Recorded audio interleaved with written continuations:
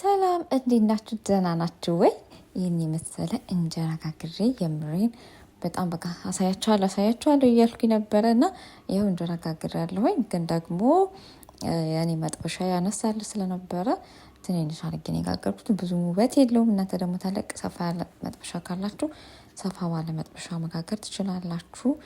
እንግዲህ አሁን ግብአቱን ወደ ማዘጋጀት እንሄዳለን ማለት ነው። በመጀመሪያ ዱቄታችንን እናምሰዋለን በዚህ መልክ በደንብ ቡኒ እስከሚሆን ድረስ ነው የምናመሰው። እኔ ታመሰው ነው የምወደው። እውነት ለመናገር እንትኑ አይመቸኝም። ነጭ ዱቄቱ ትንሽ እንትን ይለኛል፣ ይዘጋኛል ቶሎ ማለት ነው። ስለዚህ እንደዚህ አምሼ ነው ዱቄቱን ስታምሱት ለገንፎ በጣም አሪፍ ነው። እንግዲህ ከዚህ በፊት ገንፎ ሰጥቻችኋለሁ። ለጤፍም እንደዚህ ደግሞ የጤፍ ፋንታ ደግሞ እንጀራ ለመጋገር እንደዚህ ደግሞ በጣም አሪፍ ነው ማለት ነው።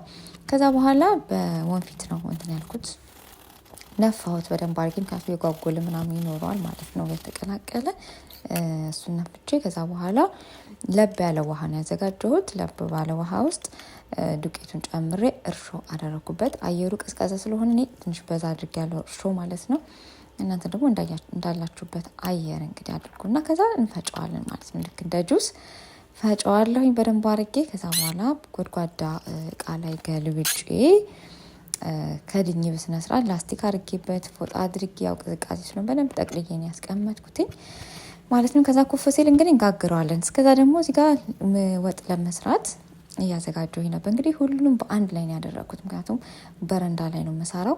ሽታ ቤት ውስጥ ሴትዮዋ ስለነበረች እንዳይሸታት ብዬ በረንዳ ነበር ስሰራ የነበረው። ስለዚህ ላለመመላለስ ሁሉንም በአንድ ቀላቅዬ እንደዚህ ወስጄ ጣድን ያደረኩት። የሚገርም ነገር የሆነ በጣም ይጣፍጥ ነበር የሆነው ማለት ነው። ግዴታ ማቁላላት አይጠበቅባችሁ። አንዳንዴ የስንፍናም ሲኖር ወይም ደግሞ ሳይመቻችሁ ሲቀር እንግዲህ ሊጤ ኩፍ ብሎ ተዘጋጅቷል። መጥበሻዬም እየጋለ ነው። እዚጋ ወጤ በጎን እያማሰልኩኝ፣ እዚጋ ደግሞ መጥበሻዬን ጥጄ በረንዳው። በነገራችን ላይ በዚህ አጋጣሚ በጣም ደስ ነው የሚለው። በቃ እኔ ለሽታ ብዬ ነው የወጣሁት፣ ግን ደግሞ በቃ አየሩ በጣም ደስ ይል ነበር። ትንሽ አይኔ ከሰማዩ ጋር ይሄ ከብርሃኑ ጋር አልተስማማንም እንጂ ብዙ ጊዜ ቤት ውስጥ ስለማሳልፍ ከዛ ውጪ በጣም ደስ ይል ነበር። የሆነ መንፈሳችሁን የሚታደሰው እንዴት ቅልል እንደሚላችሁ ልነግራችሁ። የሆነ በቃ ከእስራት የተፈታችሁ ነው የሚመስላችሁ። በእውነት የሆነ ቀፍን ካላችሁበት ቦታ ወጥታችሁ ነው በቃ ልቅቅ የተደረጋችሁ ነፃነታችሁ የተለቀቀላችሁ ነው የሚመስለው። እዚህ ጋር ሊጤ ትንሽ ወፍሮ ነበረ፣ መልሼ አቅጥኘዋለሁኝ። ቆንጆ አድርጌ ነው እንግዲህ የሆነልኝ። ቆንጆ እንጀራ ነው የሆነልኝ። እንደምታዩት እንጀራ ነው የሚመስለው። ነገራችን ላይ አይነ ቦግ የሆነ እንጂ በጣም የሚገርም እንጀራ ነው። ጣዕሙም እንደ እንጀራ ነው። በቃ ይሄ የዱቄት የነጭ ዱቄት ምናምን አይመስልም ማለት ነው። እዚህ ጋር እንግዲህ የጾም ሰዓት እንግዲህ ደርሶ ልበላ እያዘጋጀሁኝ ነው ማለት ነው። እንደምታዩት እንጎቻ ነው የሆነው። መጥበሻ እንዳልኳችሁ አነሳ ያለ ስለሆነ ማለት ነው። እናንተ ደግሞ ከፍ ያለ መጥበሻ ተጠቅማችሁ እንግዲህ እንጀራውን ማቅጠኑ እንግዲህ መጥናችሁ መጋገር ትችላላችሁ። ምንም ነገር አላደረኩበትም። እንዳያችሁ ዱቄቴን አመስኩት። ከዛ በኋላ እርሾና ለብ ያለ ውሃ ነው የጨመርኩት።